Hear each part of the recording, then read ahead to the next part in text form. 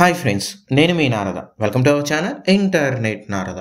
So ఈరోజు మనకు తెచ్చిన సమాచారం ఏంటంటే ఆంజనేయుడు హనుమంతుడిగా ఎలా మారాడు అనేటువంటి ఇంట్రెస్టింగ్ సమాచారాన్ని ఇప్పుడు ఈ నారద మీతో చెప్పబోతున్నాడు.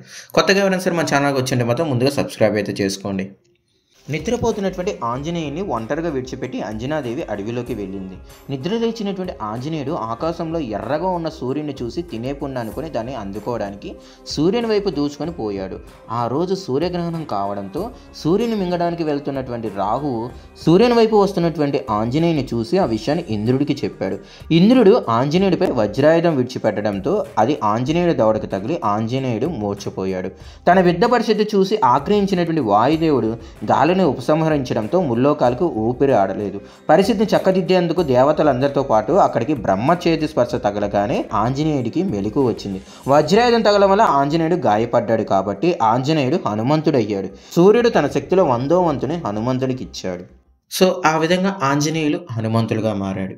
సో అది ఫ్రెండ్స్, ఈరోజు సమాచారం ఎంతటితో సెలవు. And thank you for ever loving and supporting.